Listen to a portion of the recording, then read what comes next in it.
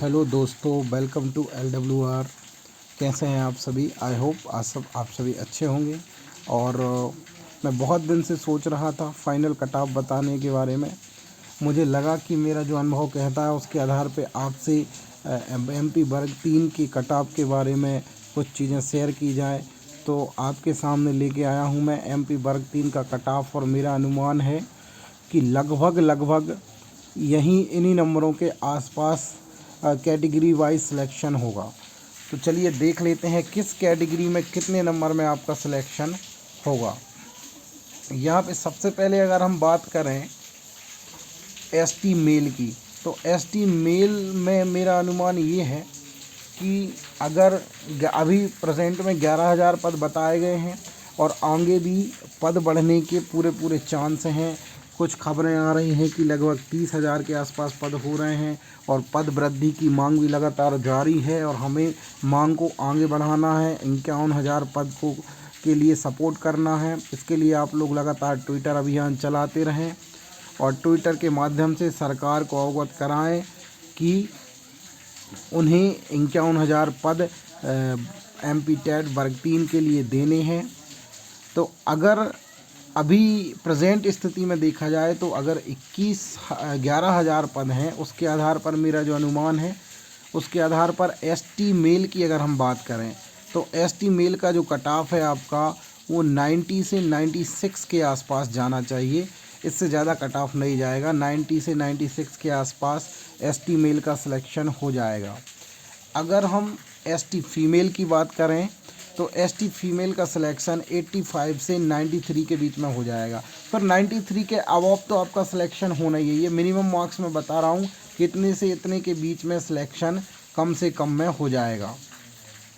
इसके बाद अगर हम SC कैटेगरी की बात करें तो SC मेल की अगर हम बात करें तो 95 से 100 के बीच में मिनिमम मार्क्स, 95 से 100 के बीच में जिनके सिलेक्शन होंगे तो उनका सिलेक्शन हो जाएगा। फिर उसके अबव उनका सिलेक्शन तो होना ही है। अगर हम SC फीमेल की बात करें तो SC फीमेल में 90 से 93 के आसपास मिनिमम मार्क्स में SC फीमेल का सिलेक्शन हो जाएगा। ये मेरा अनुभव कहता है 100% 90 से 93 के बीच में SC फीमेल का सिलेक्शन हो जाएगा। इसके अबव उनका 100% सिलेक्शन है, कोई दिक्कत नहीं है। OBC मेल की अगर हम बात करें तो OBC मेल 105 से 1110 के आसपास मिनिमम मार्क्स में OBC मेल का सिलेक्शन हो जाना चाहिए, क्योंकि अगर जिसके 105 मार्क्स आए हैं तो उसकी रैंक लगभग जो है वो 2000 के आसपास आ रही होगी OBC कैटेगरी से।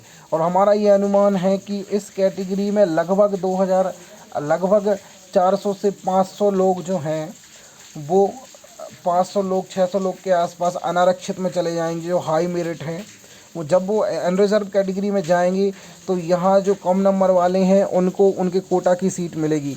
अगर हम 14% के हिसाब से देखा जाए और 11,000 पदों के हिसाब से देखा जाए तो प्रेजेंट में 1500 के आसपास, 1500 के राउंड फिगर में पद मिलेंगे। तो यहाँ पे सिलेक्शन का चांस बन जाता है।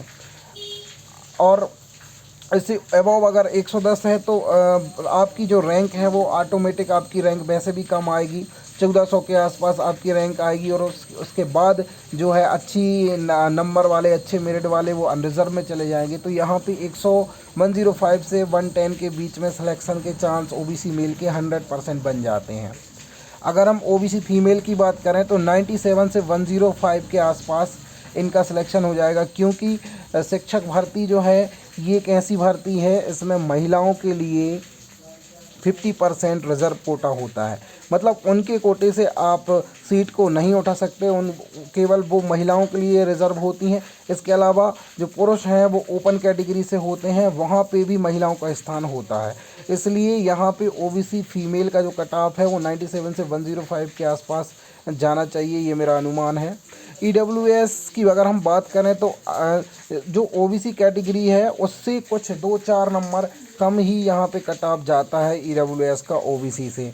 तो यहाँ पे मेरा अनुमान है कि EWS मेल का जो कट ऑफ है वो 103 से 107 के आसपास जाना चाहिए, क्योंकि EWS कैटेगरी से जिसके इतने 107 के आसपास नंबर आए हैं तो उनका रैंक जो है वो बहुत कम आ रही है EWS के अकॉर्डिंग।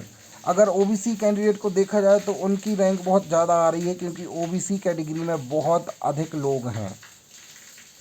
इसके अलावा अगर EWS फीमेल की मैं बात करूं तो मेरा ये अनुमान कहता है कि 93 से 105 के आसपास मिनिमम मार्क्स में सिलेक्शन हो जाना चाहिए। इसके अलावा उनका सिलेक्शन 100% है, लेकिन मिनिमम मार्क्स 93 से 105 के आसपास इनका EWS फीमेल कैटेगरी में सिलेक्शन हो जाना चाहिए।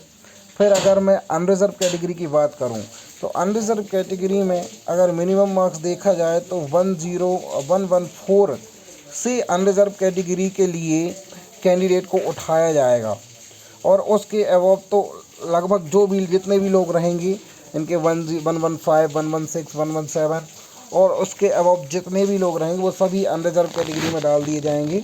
तो अनरिजर्व कैटेगरी जो उसका मिनिमम मार्क्स है, मेरे अकॉर्डिंग मुझे लग रहा है कि 114 के आसपास की कैंडिडेट और उसके ज़्यादा वाले अनरिजर्व कैटेगरी में डाले जाएंगे। तो दोस्तों ये था आपके लिए MP टेट वर्ग 3 का कट ऑफ एनालिसिस। तो दोस्तों अगर आपको ये वीडियो पसंद आया है तो हमारे चैनल को फटाफट सब्सक्राइब कर लें, ये आपसे रिक्वेस्ट है। और आपको ऐसे ही शिक्षा जगत से संबंधित, शिक्षक भर्ती से संबंधित शानदार न्यूज़ हम लेके आते रहते हैं। तो हमारे चैनल को ज़रूर सब्सक्राइब करें, और ये वीडियो पसंद आया तो इसको शेयर करें, लाइक करें, ज़्यादा से ज़्यादा लोगों में शेयर करें। मिलते हैं नेक्स्ट वीडियो में, तब तक के लिए जय हिंद, जय भारत।